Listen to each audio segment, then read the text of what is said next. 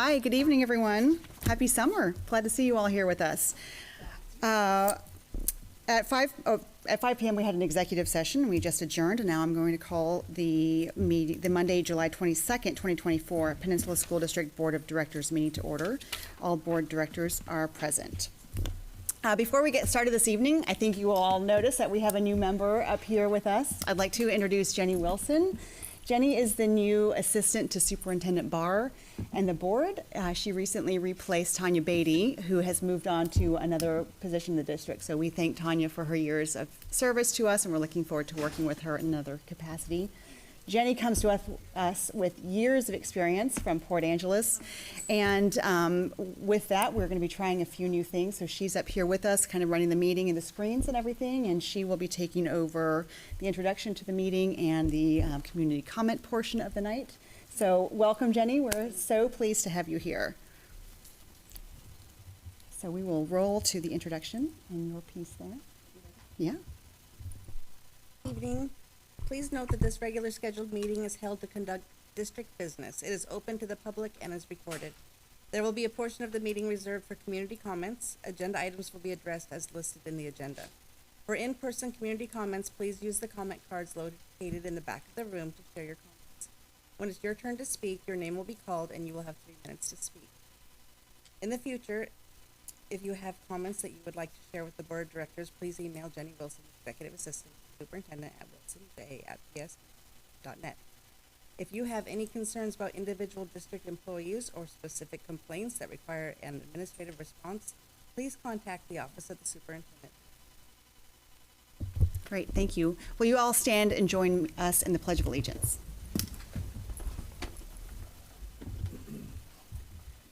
I pledge allegiance to the flag of the United States of America and to the republic for which it stands, one nation, under God, indivisible, with liberty and justice for all.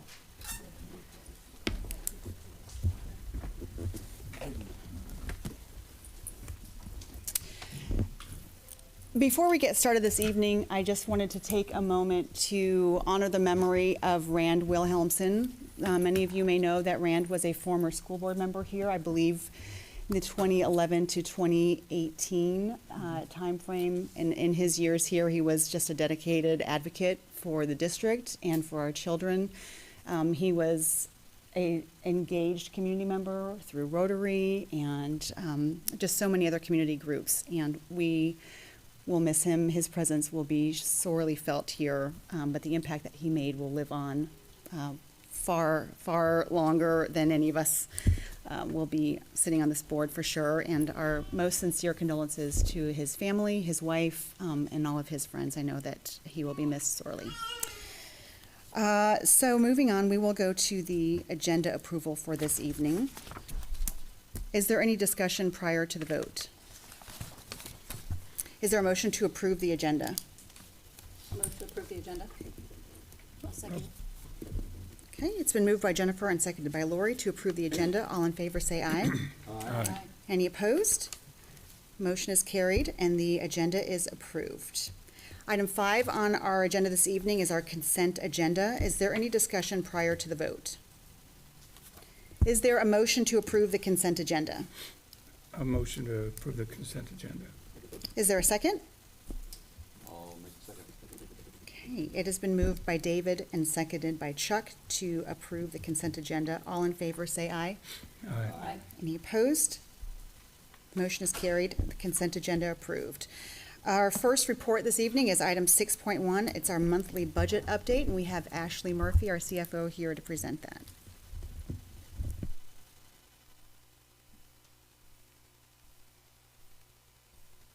Okay, so prior to delving in to our monthly board report, which is summarizing the books as of the close of business end of June, I wanted to take a moment to introduce a new staff member. This is Chris Bishop.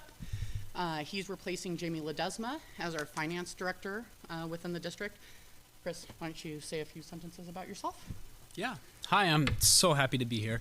A little bit about myself. I grew up in Rochester, which is down south a little bit in, towards Lewis County. I went to college at PLU in Tacoma, played 4 years of baseball there. And then after that, in my professional career, I've worked for the Department of Revenue, State Auditor's Office, and then I went on to work for Pioneer School District in Shelton for a couple of years, and now I'm here. I am married. My wife and I got married about a year ago. We have a 5-year-old. She's almost 6, so just getting into school age, so that's exciting, being up here and being in, seeing all of the different schools and how forward-thinking this district is. We like being outdoors. We just went camping last weekend. A little bit about myself there, though. So happy to be here. Okay. And Chris is going to stay up here with me as we go through our monthly board report, just so he has an in-depth knowledge of what we're presenting on each month. Okay, so we're doing it a little bit differently from this board meeting going forward in the fact that Jenny is going to be sort of running the slides for me. So when you hear me say, Jenny, next slide, that's what we're doing. I'm not using a clicker, okay? So first we're going over revenues. You can see that we're trending a few percent over where we anticipated to be at this point this year. And you're gonna sort of see how that trends out in our future slide when it comes to ending fund balance for this school year in particular. I'll delve into it more specifically then. Our local sources, we have already collected 99.88% of our local levy dollars that we were anticipating to collect at this point. Remember sort of what I've been reporting on previously. So when individuals have back taxes that they're paying, we still collect on that. That's how you can turn around and end up collecting more than 100% of your local levy. It's not that we levied more, it's just as back taxes come in, we can collect on it in the year in which it comes in. Our state sources, we're trending less than 0.25% where we intended to be at this point. And our federal sources, you can see we're trending much over 100%. That is tied to the food service revenue that we've been bringing in from our 2 elementaries that are on all free lunches this year. So we're building budget capacity now going into next year to continue sort of that historical pattern now of the increased meal participation, especially because we're adding another elementary school. So we're gonna have Minter Creek, Vaughan, Evergreen, free meals to all starting September 1st. So can we go on to the next slide? So expenses. Okay, so that green or neon green semicircle, that's where we're tracking as far as ending, like end of the year fund balance percentage. Okay, so 8.27%. That's very healthy. The board goal is 4 to 6%. So we are trending over the board goal percentage, and I'm going to go into details as to why here on the next slide. Our total expenditures, we had anticipated to have spent about 83.51% at this point. We're trending at 80.7% because ultimately being fiscally prudent isn't just in years in which you have layoffs or cuts. We always want to be fiscally prudent. If there's a way for us to save money, we're going to look at that. So even if we've budgeted to spend certain dollars, if there's ways to incur that cost savings, we're going to go that route. So I do like to see a savings on expenditures. Salaries and benefits, you can see that we're saving a bit on that side, about 1%. We've had some administrative positions depart this year. We've done some restructuring to absorb those job duties versus just backfilling in those positions. And then overall, we're about 4% under total expenditures of where we had anticipated to be at this point this year. Next. Okay. Again, this is my favorite slide because this gives us big picture where we were expecting to be and where we're going to end up being as well as the prior year trends. We're always ensuring that we're following the same general line. We want to see increases in October. We want to see our increases in April. Then, because the state pays out less through apportionment, we're going to naturally drop for those next 2 months. And then in July and August, the state pays out about 25, just under 25% overall of what the district is owed for technically that prior school year. That's why you start seeing us increase at that point. So we had anticipated through budgeting to be at about 8.9 million at the end of this year. While we were going through the RIFs and the layoffs, you can see right now we're anticipating and we're building a budget that will have our starting fund balance next year, which is our ending fund balance this year, at 12.9 million. So about $3 million over where we had anticipated to be. There's a multitude of reasons. One of it is approximately $500,000 worth of food service revenue that's coming in from these 2 elementary buildings through that new meal program. In addition to that, our special education director, Jana, did an amazing job writing a very, very hefty safety net application. I'm talking right under $1.8 million. So that $1.8 million we are taking in. It's reimbursement based for high needs students. So it's dollars that are already out the door. But the state doesn't just give you the money because you send them the invoices. Like, you go through a huge dog and pony show to get that money. You have to make sure all your I's are dotted, your T's are crossed. Safety net tends to be an area that districts will trip up on and not have dotted something or used a correct word, and therefore the state won't give them money to offset the cost.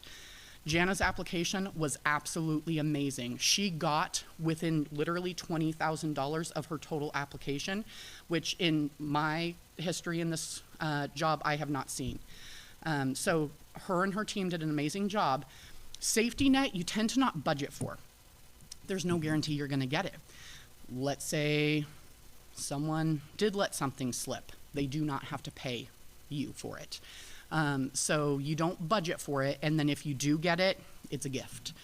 So we are getting it this year. We got our conditional award letter, and so that brings us up just almost $1.8 million alone on that side. In addition to that, we have about $1 million more of property taxes that were collected this year over what was budgeted. So again, some of that could be residual just from COVID and individuals that had back due taxes, and then catching up and making those payments. So we're about $1 million over there. So ultimately, that gets us to just over $3 million more than what we are anticipating, more than what was budgeted, which is going to help us be in a better position at the start of next year to turn around and really robustly funnel funds into our education programs. Last year when I was here talking about, you know, the RIFs and the layoffs, one of the things that I was saying is it's not simply about being able to make ends meet. It's about being able to free up those dollars to invest in our programs, to invest in the educational opportunities for our students. So you don't want to tie all of your dollars to staff salaries, because then you don't have enough in order to run those programs that families seek out, that makes them want to move here and bring their kids here. So we have been doing a lot of work associated with really ramping up program offerings and all of that, and having this capacity allows us to continue to do more. Okay, next slide. This goes into a little bit more detail as to what we're looking at as far as total collections. You're going to want to look at the boxes over on your far right-hand side to see what it's looking like this year versus last year. So you'll see we've already collected about 4% more in property taxes than where we were at this year at this time. And then you're also going to go down and you'll see in the federal special purpose, that's where our food service revenues are coming in. That's throwing us over on that side. Overall, we're looking at having drawn down so far this year about $676,000 worth of fund balance in order to pay all of our costs. We're going to see that balance out here through the end of the school year. Okay, next slide. So this one, it's the general fund low-level financial forecast. There you go. Okay, so it doesn't look great when you're looking at it at the screen, but if you look at the agenda, you'll be able to get a lot more information. I like putting this one in because ultimately when community members are really wanting to know where your dollars are coming from and what you're spending it on, this breaks it down into really layman's terms of where it's going. So a negative in a revenue area means that we've collected less than what we anticipated. A black in a revenue area means we've collected more, and it's the opposite for expenditures.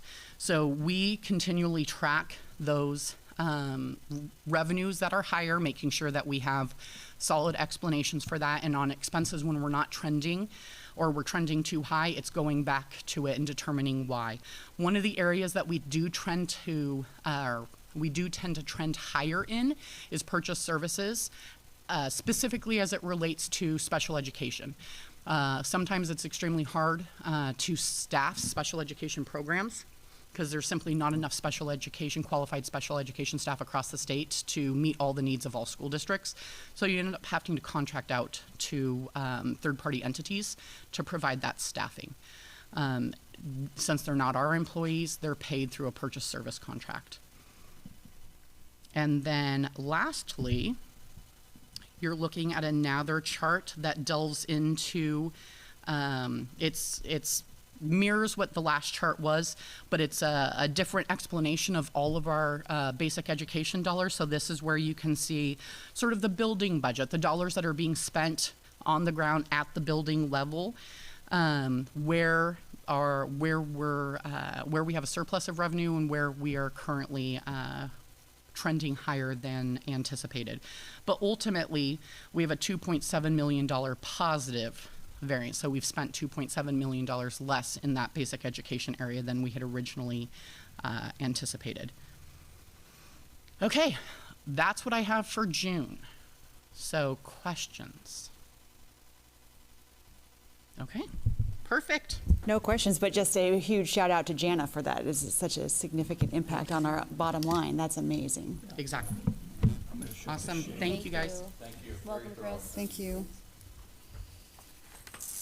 Okay. Oh, you're getting blinded? Yeah, okay. Laser. Do you need to get the other one? That time of the year where the. Yeah, okay. All right, thank you. That was it for reports. We'll move on to item 7 this evening, which is these are our action items. The first is item 7.1, the approval of final acceptance of Pioneer Elementary School. This is resolution 2407. Is there any discussion prior to the vote? Is there a motion to approve resolution 2407? I'll move to approve resolution 2407. Is there a second? I'll second. It's been moved by Lori and seconded by Jennifer to approve resolution 2407. All in favor say aye. Aye. Any opposed? The motion is carried. Resolution 2407 has been approved. Item 7.2, approval of P-card adoption, which is resolution 2408. Is there any discussion prior to the vote? Is there a motion to approve resolution 2408? I'll move that we approve 7.2, 2408. Okay, is there a second? I'll second that one. It's been moved by moved by David and seconded by Jennifer to approve resolution 2408. All in favor say aye. Aye. Any opposed? The motion is carried. Resolution 2408 has been approved. Item 7.3 is the approval of resolution 2409, which is a purchase and sale agreement. So I will say that there will be some discussion about this.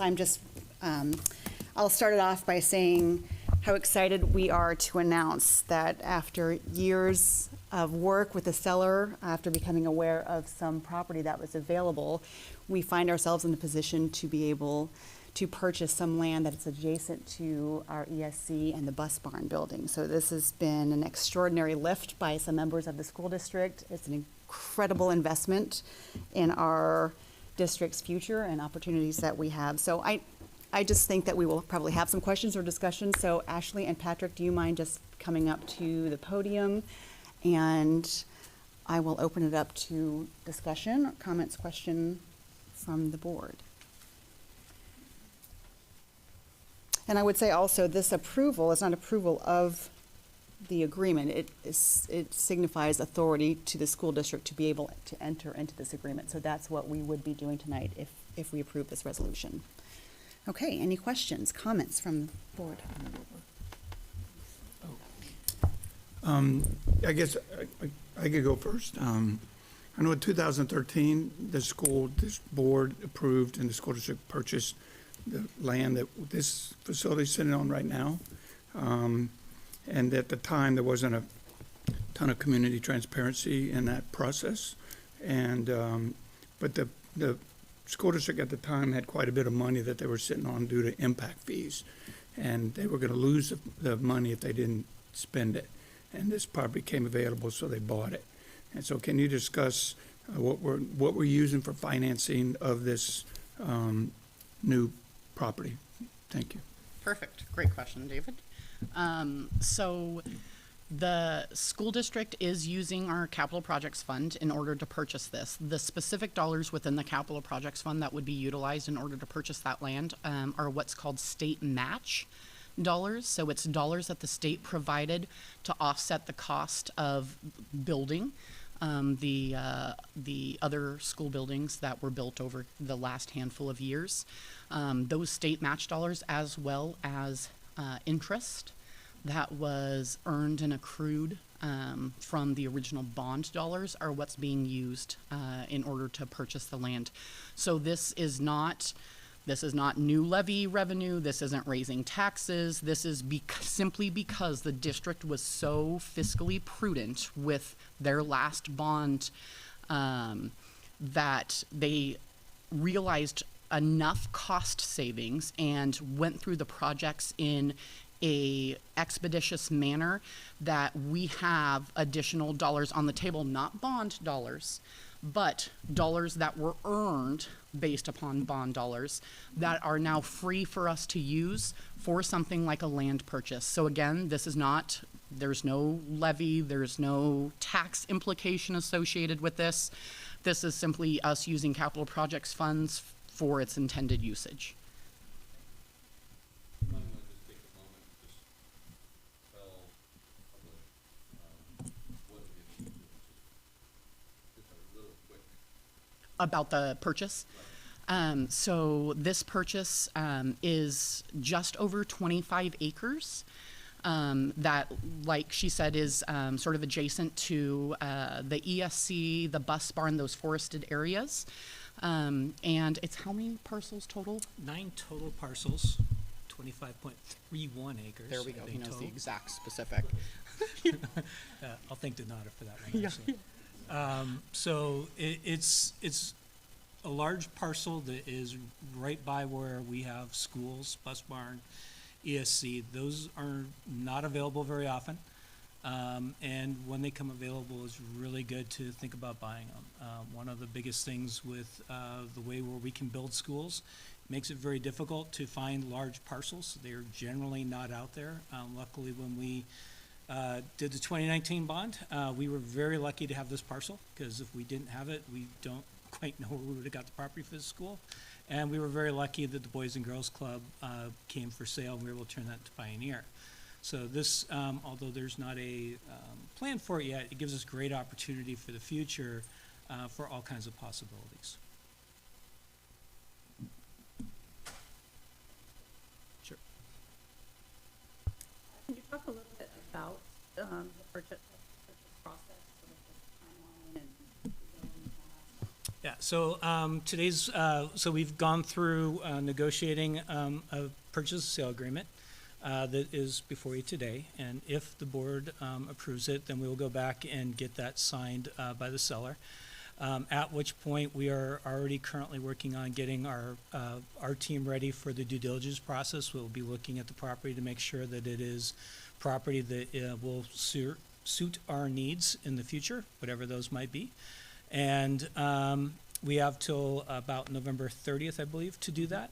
And then after November 30th, the closing date would be, January 15th or sooner of 2025. Okay, so it wouldn't be completed after, until November to do research on the property. Correct. Correct. The signing of the PSA simply allows us to start the process of really looking into the land. You know, is it buildable? Is there any, potential issues? Like, will we be able to utilize it for school district purposes?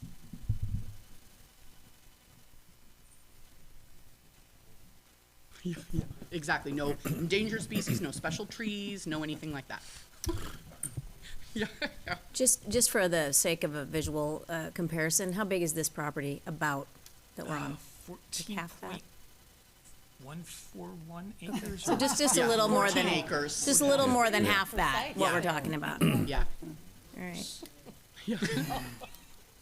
Well, I'm very excited, and I'm glad that we're bringing this out to the public so that everybody can see what we're doing as we go along. Obviously, coming up to this, we couldn't go out to the public and have the sellers jack the price up on us. So by doing your due diligence and everything, you did a good job. And now this is great to bring it to the public so the public knows what we're doing. We're very transparent about the purchase. And it's in an area where we're going to need it. Definitely. Yeah, well said. I think we've had plenty of executive sessions over the last couple of years. Just, this was kind of a dream, and the work that went into it it just makes it really exciting. It's something great for our district, so. Yeah, I would just add just how impressed I am and appreciative of all the work that you two and your teams have done on making this happen. And it hasn't been any small amount of work. And just super excited about this and really proud to be part of a board who is forward-thinking and just looking, the possibilities are endless with this piece of property. And I just think it's going to be ideal that we have it and will allow so many possibilities down the line. I do want to give a shout out to someone that's in audience. It is Donata Butchko, so our purchasing coordinator and capital projects coordinator. So she has spent countless hours. Wave your hand there. There she Right, is. yes. Thank you. Good job. Yeah, so it's awesome because she has a history with the district. She's worked here for quite a while, lived here longer. And so she's been instrumental in getting everything done that we needed done for this. She's been right there with me the whole way, and then, kind of herding cats, me being the cat, to make sure it all gets done. So we do appreciate the nod on the background. Yeah. Perfect. Any other questions? Oh, I think we're good. Thank Perfect. you. Thank you all. All Okay. right, Thank you. let's take a vote before you thank us. Let's see. This I'm- is item 7.3, approval of resolution. Do you have something else, Chuck? Nope, I was just Okay. going to make a motion to approve Oh, Resolution okay, jumping ahead. 2409. Jumping right in there. Okay, so is there a second to approve resolution 2409, the purchase and sale agreement? I'll second it. It has been moved by Chuck and seconded by Lori to approve resolution 2409. All in favor, say aye. Aye. Any opposed? The motion is carried. Purchase and sale agreement has been approved. So congratulations. Okay, we are moving on to item 8, which is our comments from the community portion. I will turn this over to Jenny to take over this part. Okay, the first one up is Tia Winger.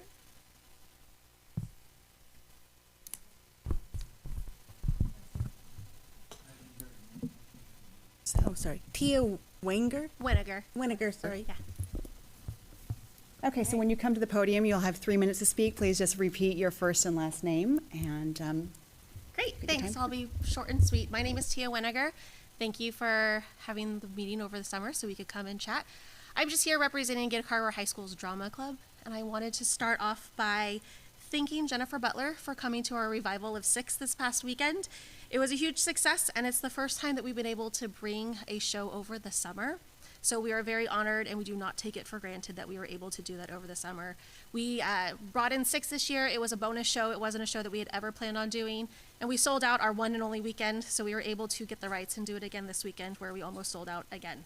So thank you very much, Jennifer, for coming, and I invite all of the board directors to come to any of our shows in the future. I want to let you know that we are out now at the midpoint of our first ever summer camp, also hosted by the Gig Harbor High School Drama Department. We have 13 high schoolers who are running the entire thing. They are learning how to teach a show from start to finish. They are learning all tech portions of it. They are mentoring all of the students, and I am just supervising. I'm the responsible PHS or our PSD staff that's overseeing the project, but it's done by our 13 high school students.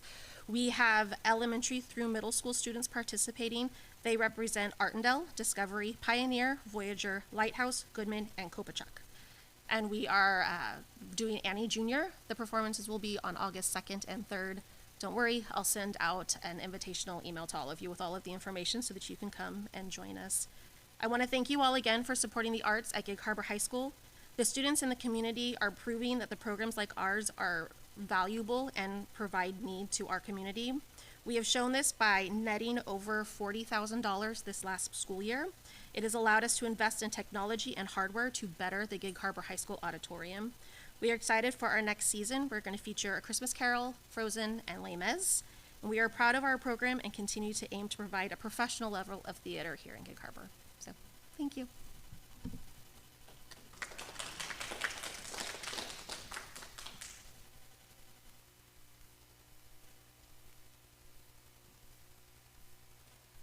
The next one is Chris Doherty.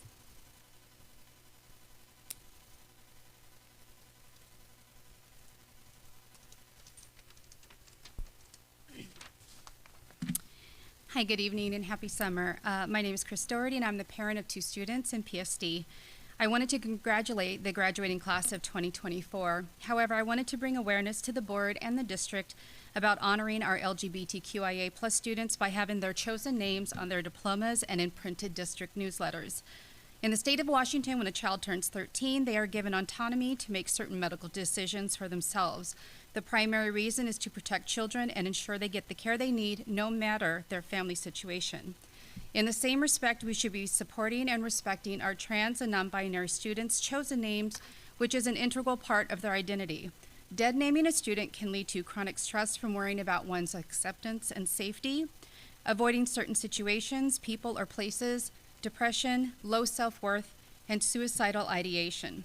While I understand that the district may cite the policy of only recognizing the legal name on a student's birth certificate as the reason for not including a student's chosen name on their diploma, I urge the school district to reconsider this position. I have learned that various high schools, colleges, and universities nationwide are honoring their students by having their chosen name on diplomas and programs. Students are given 2 diplomas, one with their name as listed on their birth certificate due to legality issues, and one with their chosen name, which is used for the ceremony.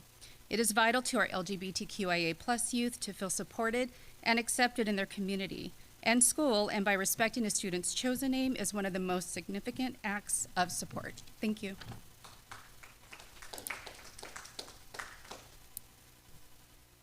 Carol Rivera.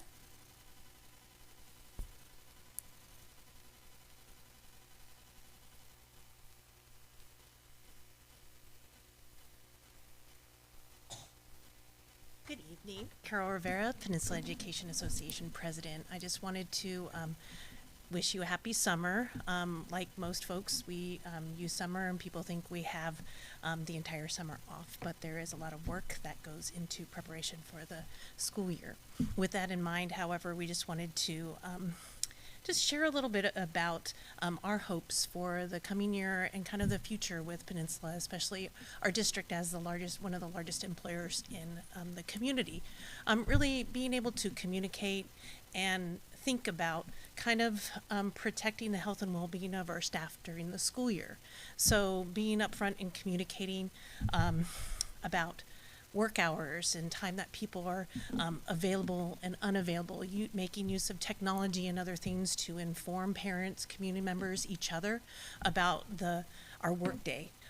And the ability to communicate and get back. You know, during the school day, our educators are busy teaching, and so they're not always able to answer emails, you know, within seconds. There are ways that parents can get important information to staff so that they can get it to their students or make arrangement changes. So if we can just start thinking about modeling some of the behaviors, putting some professional boundaries, healthy professional boundaries around the work that we do internally, the way that we communicate with families in a way that validates everybody and also respects their need to have their family life or their personal life. So thank you.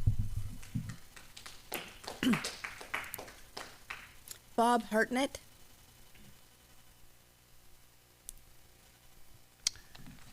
Good evening. I'm Bob Hartnett, and I was one of those troops of teachers for mathematics here in the school district, but went into special education by attending UWT. I'd first like to recognize and thank Kristen Chu from our Harbor Heights Special Education Department, who has just retired after many years of dedicated service to our children. I worked with her often, and I still substitute for special ed. But I'm here to talk about this Wit and Wisdom reading program. I believe that's something that we should not be adopting here in the school district, and for several reasons. One, we lost a lot of students from the COVID, 500 in total, that have not returned to us.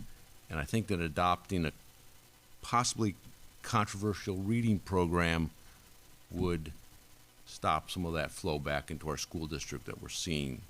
So that's a funding issue. That's about $17,000 per student. I also know some parents here in our district that can afford to move their children to the private schools, and they're kind of on that fence.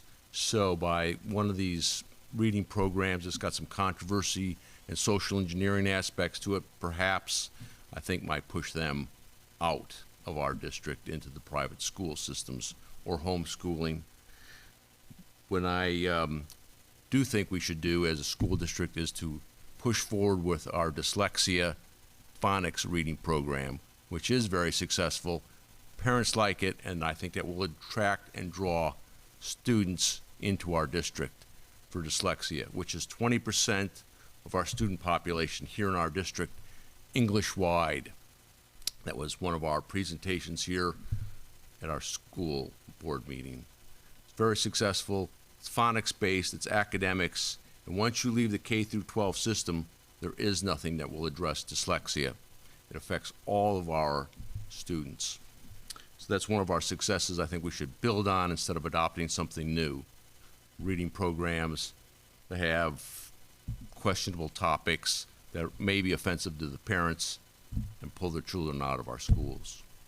So, having said that, I do have background with that.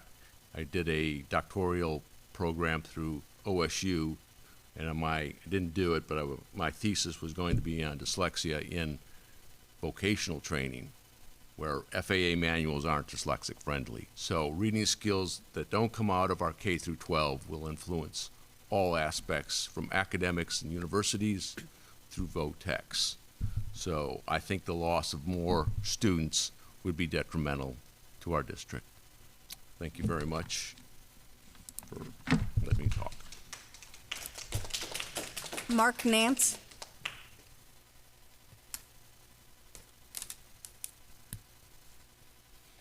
Good evening, Superintendent Barr and esteemed board members. First of all, thank you for working during the summer when we all want to be outside playing. So I appreciate your time and effort on that. My name is Mark Nance. I'm the proud father of a Gig Harbor High School graduate who just graduated from university a few months ago. So success there.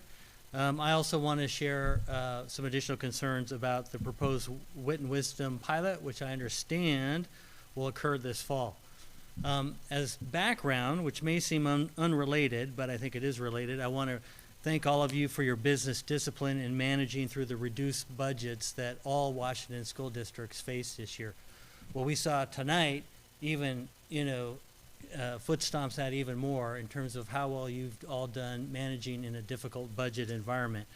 We all saw on the local news other school districts around the state going through a lot of chaos and community concern because of school closures and teacher firings. And while I know you have had to tighten the belt and make some reductions, you've done it with style and you've done it without creating crisis in the community. So thank you for that and well done.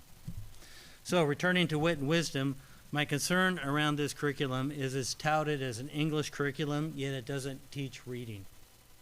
The Tacoma News Tribune pointed out recently in an article about Wit and Wisdom that it must be paired with another curriculum to teach reading.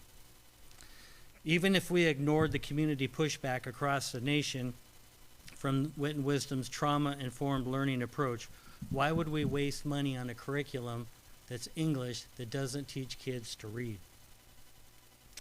And unfortunately, it's not that our PSD students are doing that well in reading. Approximately 1/3 have failed to meet the OSPI criteria.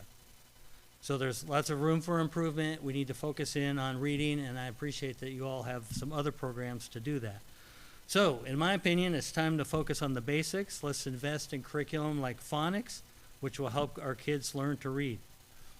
Now, as you all know, I love your strategic plan, right? So let's go back to your strategic plan. Your first goal there is academics, academic excellence, which means returning to academics, reading, writing, and arithmetic. Your third goal is fiscal responsibility. Both of those are awesome.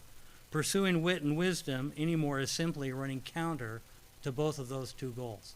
It's not teaching academics, and it's not being fiscally responsible because it's taking money from things that will help kids learn to read, like phonics. So, I urge you to consider dropping the Wit and Wisdom pilot program and instead invest in curriculum like phonics, which will help students meet their academic needs and is aligned with your strategic plan. Thank you for your consideration.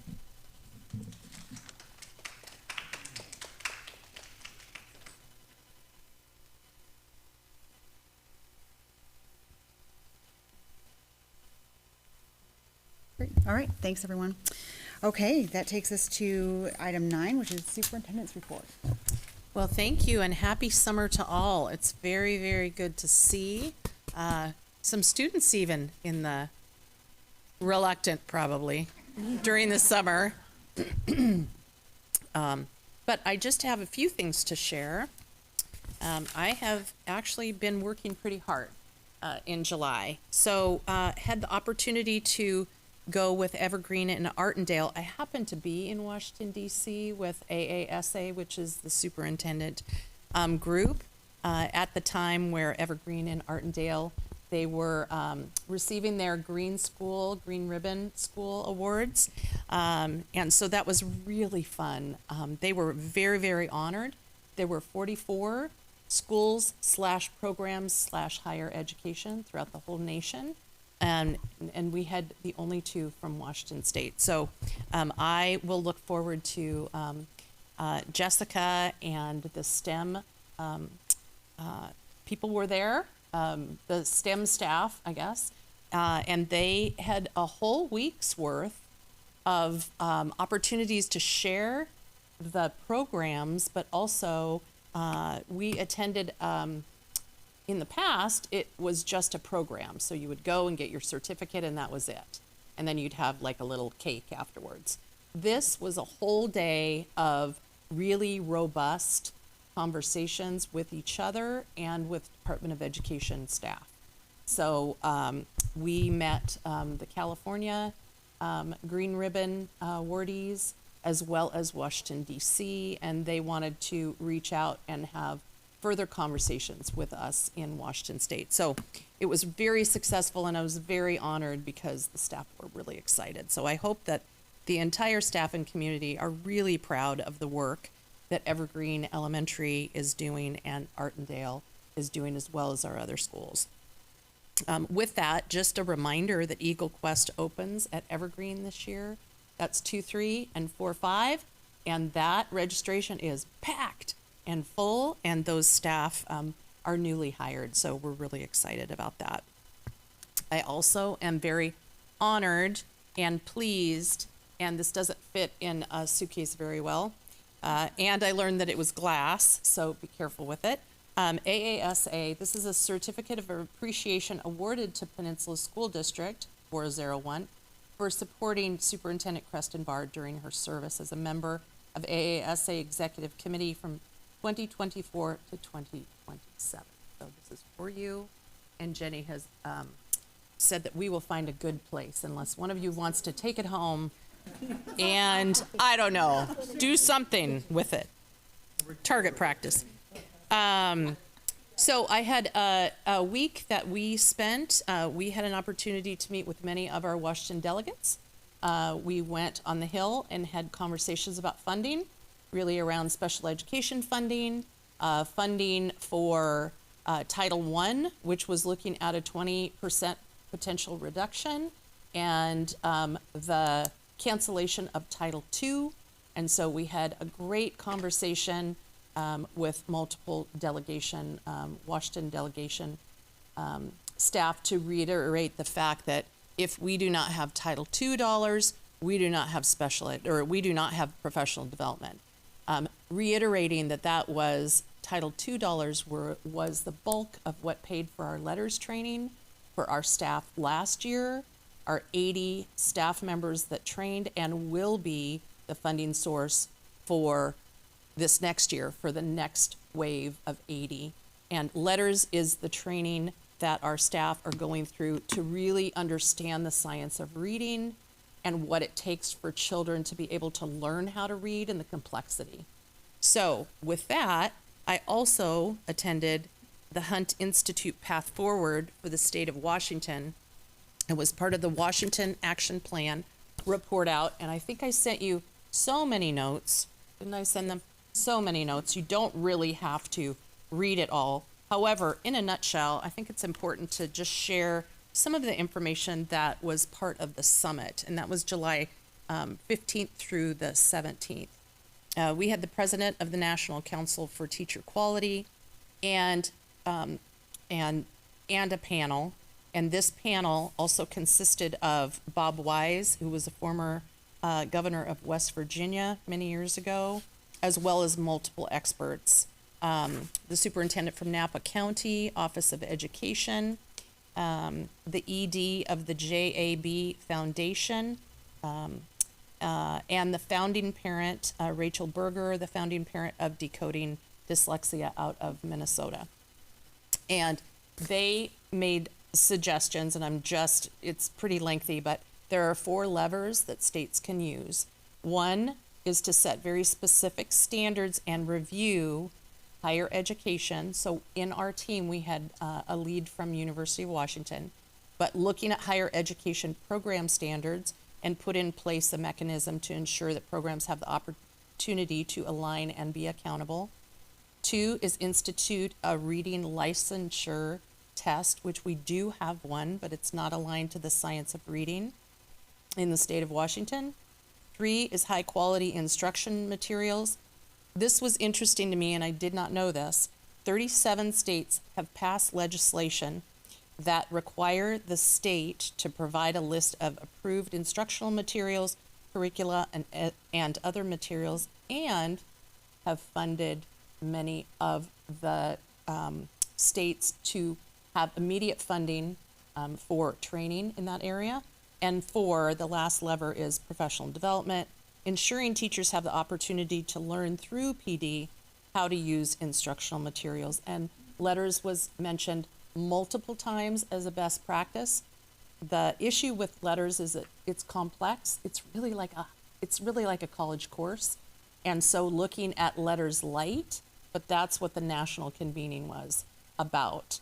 We did do a action plan report out, and there will be a plan that will be going to the legislature that will be sponsored through the governor's office and through OSPI about making recommendations for further funding. So it was an honor and a pleasure, pretty in-depth.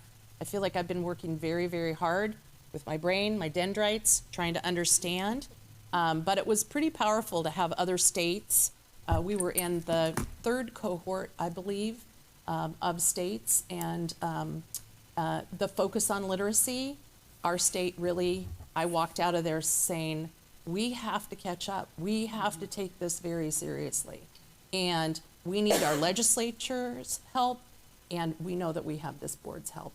So thank you for your support, and thank the community for their support as well. There's not a moral civil rights issue than allowing all children to be able to read at high levels. It really is a right. So anyway, I think that's it. And I just want to thank you all for coming in, and thank you for supporting the fiscal outlook. I had that on my notes. It is, as reiterated by Ashley today, we are in a different place than many school districts. And so the things that we can now do, looking forward, facing forward for our children, is pretty powerful. So thank you for your support. Excellent, thank you. Been busy. Okay, item 10, I know, it's time for vacation. Item 10, board discussion and comments. Who wants to start? I'll Make go me pick first. it? Okay. Well, first I'll just say, really proud of the schools, with their emphasis on sustainability and to be able to have a green school winner 2 years in a row. Pioneer last year and then Ardendale and Evergreen this year. So maybe next year we get 3, but to only have be the only 2 in the entire state. That's pretty proud to have that. As I traveled around the state, I've been doing a lot of driving lately and talking with parents and teachers around the state and hearing how other school districts are doing, just sort of piggybacking off what you said, Kristen, is that where we are, even though we're not where we want to be with literacy and some of the stuff, like where we are compared to other school districts in the state, it's pretty good to hear it. So that makes you pretty proud. So a lot of work by this board and this school district to get there. And I know our focus is the 100% of all our kids to read. And I know that, a year or 2 ago, we really focused on the dyslexic part of it. So I'm really happy that we're doing that. And that I do hope the state will put more funding into literacy across the state because some school districts are really, really struggling. Our cell phone policy continues to be a winner everywhere. And I'm glad to see more school districts are starting to jump on that trend because I think that'll really help with student anxiety and student stress and stuff like that. And then fiscal management, I think, as you said, Moses Lake laid off 100 teachers. Marysville's went into binding conditions, got taken over by the ESD, Seattle Public Schools, looking to close 20 elementary schools. And that's just breaking the surface. And for us to be able to only have to draw down our general fund a little bit and not have to lay off any staff, not have to close any schools, and then, come out and be able to purchase this land that will be a real blessing for the school district in the future. And just a quick note, because Natalie mentioned it, about executive sessions.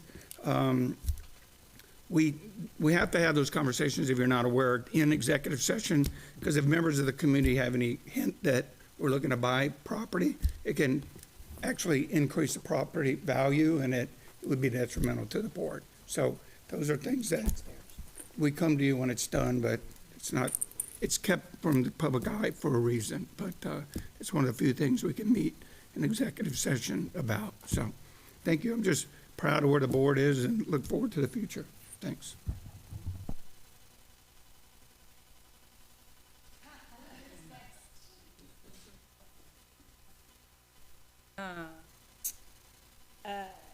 It's summer, but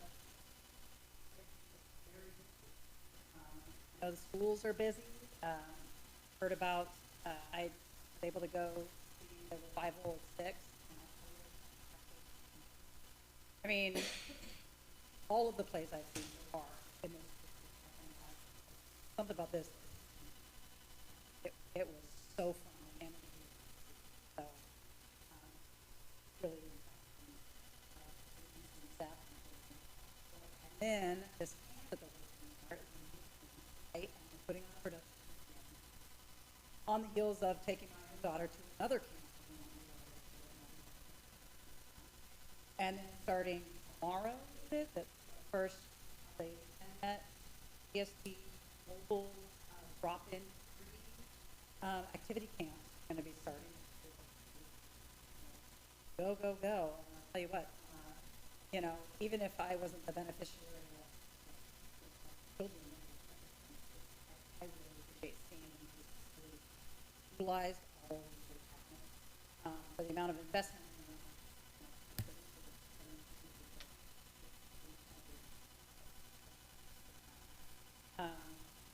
It's pretty cool. I can't wait to check out. What a gift too for parents, right? Especially with younger kids who are at their wits' end to be able to go somewhere free. You can just drop. That's and then just kind of piggybacking off the uninstitute letters training. Just so with that, just allowing her to understand, talking through what goes on, learning how to direct it.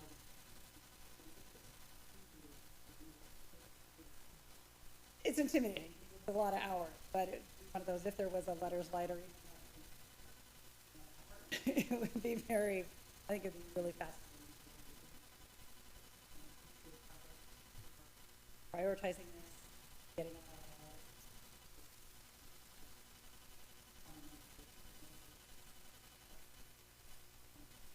read.